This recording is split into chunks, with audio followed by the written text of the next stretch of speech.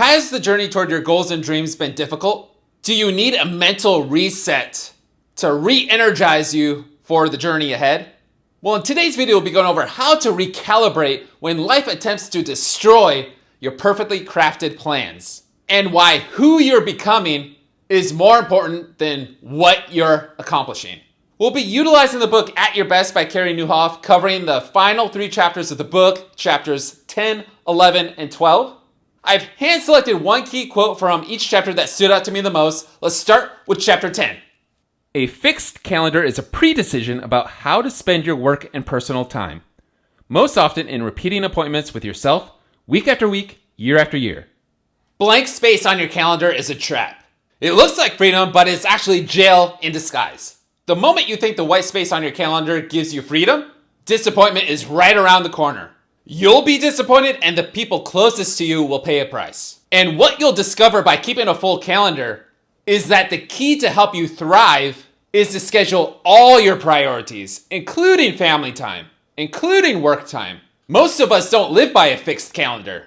I was definitely one of them. But once you start experiencing a fixed calendar, even if in the beginning you don't believe it's going to actually make any difference in your life, give it some time to massage itself into your life, and you'll start seeing the results, the tremendous results that you did not expect. Because blank calendars create all sorts of issues. A blank calendar pretty much guarantees that you'll spend all your time on everyone else's priorities and never any time on your own priorities. We've all been asked the question, what have you been up to? Or what are you doing this weekend? And typically our responses are, oh, not much, or don't have much planned. Then you're at a party that you did not intend to go to, rather than being at the coffee shop coming up with your next greatest content idea. Or you're outside playing golf when you originally wanted to stay inside and watch movies with your kids. To change all that, decide how you'll spend time before others decide for you. Pre-scheduling a calendar is way different than keeping a to-do list. So many overwhelmed people have a long to-do list, but are no further ahead. In fact, they just keep falling behind. And the reason for this is because they have a sense of what matters, but not a clear sense of when it gets done. Control what you can control and control your day with a calendar. Your intentions become your new rhythm. And the good news is that you have repeating tasks, repeating responsibilities oftentimes. Like every Monday, for example, you're doing this at this time. Every Tuesday, you're doing that at that time. Building out a calendar does not take that much time. It takes a little bit of time up front to have a lot of time in the future to accomplish the things that matter to you the most. You become what you repeatedly do. So stay consistent with building out that calendar. And here's a few things to focus on as you're building out that calendar. Do what you're best at when you're at your best. So know when are the best times where you have the most energy, the most focus. Use those times of the day to get the most important things done. Develop your natural talents. Work on your business. Take some time to rest. Connect with your family. And make sure to do your least energizing work during the moments of the day where you're least energized. If a morning routine helps you tee up the day to have a successful day, then block out every single morning an opportunity to do your morning routine, however long that takes.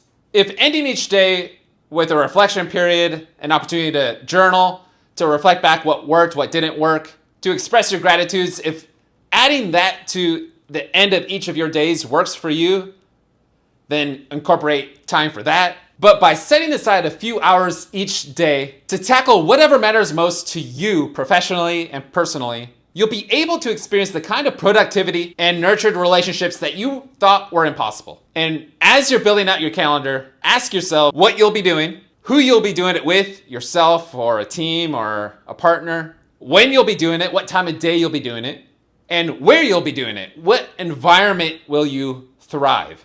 Make sure not to overcrowd your days. You'll learn over time through experimentation that you'll probably be blocking out less and less and less each day as you start developing the right rhythm of each day and start noticing and realizing, oh, I can only do X amount of tasks on each of these days. So I'm just going to stick with these number of tasks for each of my days moving forward. And a rested you is a better you. So remember to also block out and schedule sleeping time as well. And as you're mapping out your calendar, I don't suggest you do it every day. it's far better to schedule it in advance. So 1 week in advance or 1 month in advance. Greater awareness is the first step to greater effectiveness. And then how do you know that your calendar is working? Well, you're starting to see that all of a sudden you're accomplishing your priorities. You're getting much better at what you do. You love meeting with people again. It's energizing and restorative. You have time for yourself and your family, and you're happier. Now let's get into chapter 11. Here's the quote that stood out to me the most. If you anticipate, instigate. Doing something before change happens is the best way to be ready when change happens. Life is difficult and complicated.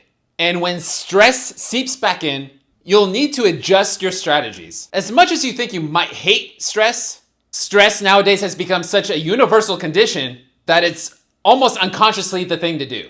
So just know that there's most likely a little small portion of you that actually enjoys being stressed. In this culture, you almost have to be stressed. And then by utilizing some strategies to alleviate your stress, you'll probably start wondering whether you're living up to your full potential, because all of a sudden you're less stressed than you were before.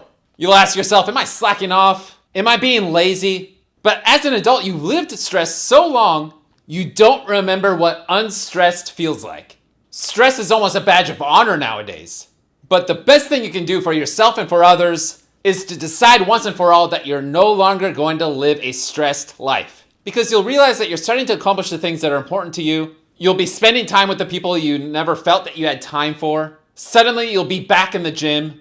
All of a sudden, you're sleeping well at night. You have more family time than you had in years. You're excelling at work. You'll be in a state of flow.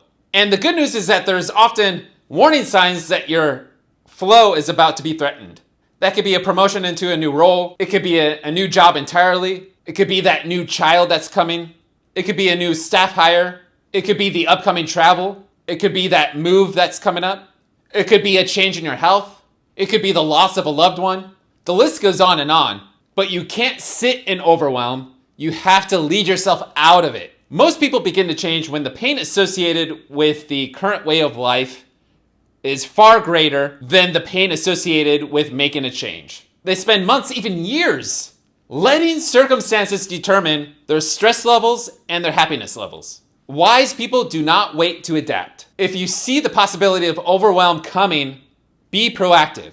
Don't wait to go under before you recalibrate. Your life is constantly changing, so your approach needs to change with it. In an overwhelmed culture, your agility to adapt is the cap on your ability. Some change comes out of the blue, but most does not. Oftentimes you get a warning that your world is about to get rocked. When you get even a little bit of advance notice, the best thing you can do is start planning right away. Take time to anticipate how your rhythm is going to change. Will you need to adjust your expectations? Will you need to make an adjustment to your morning routine? Fixing something before it breaks is far less costly than fixing it after it breaks, in terms of both time and money. Just like you do preventative maintenance on your car, do that for your life as well. When you see or sense change coming, here are 5 questions that can help you act as you anticipate. 1, what's about to change? 2, what opportunities and obstacles will the change likely present? 3, what's most likely to happen on the demands of my time? 4, what's most likely to happen to my energy levels? And 5, what adjustments can I make to my calendar to prepare for this new reality? Now, sometimes there's a gap between what we think we're doing and what we're actually doing. Maybe you say that you're working 80 to 100 hours a week, but the truth is that you're actually only working 60 hours. We can deceive ourselves so easily, especially in an environment of rapid change. It's easy to delude yourself about how you're spending your time and energy. A time audit to figure out exactly where your time is going is a great way to get to the truth. If you're not time blocking already, you can begin time blocking to track your time. There's all sorts of apps out there that will track your time that you can start pressing record on and tracking the time that you're actually actively working on a particular task. And here's some more questions you can ask yourself when you find yourself in a place of unexpected change. What's taking my time that shouldn't be? What do I need more time to work on? Who's wasting my time? Whom should I start meeting with? Whom should I not be meeting with anymore? And what calendared events do I need to rethink? These questions can help you quickly recalibrate your calendar to adapt to your new circumstances. And of course, as you continue to grow and change and develop, Over time, your priorities will evolve. Let's get into chapter 12. Here's the quote that stood out to me the most. The dopamine hits that progress generates are motivating, but character formation and growth are more deeply motivating. Progress, becoming 1% better every single day, can be deeply motivating. If you're wondering if the long obedience in the same direction, the regular mundane adjustments, recalibrations, and perseverance necessary to reach your end goal is all worth it, then start asking yourself what the 2-year-old version of yourself would be telling yourself now, what the 5-year-old version of yourself would tell yourself now.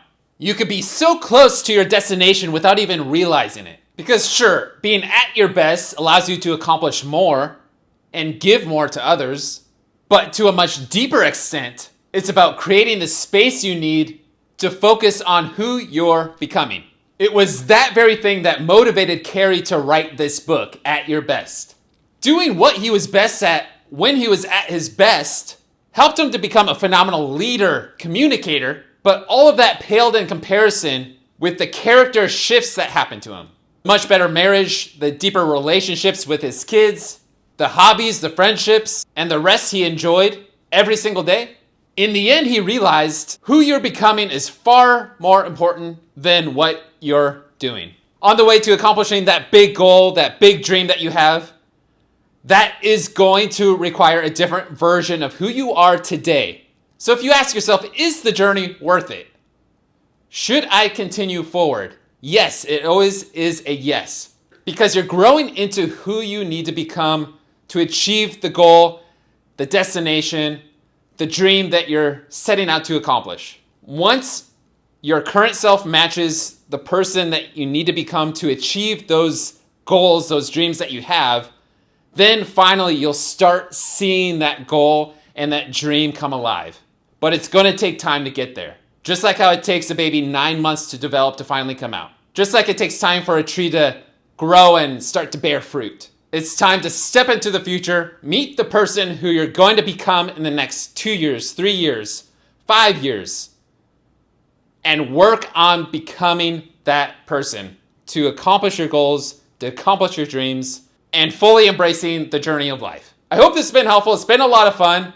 If you haven't checked out the other previous chapters to this book, At Your Best by Carey Nieuwhof, go ahead and check out those videos that I previously released, and I'll see you in the next video.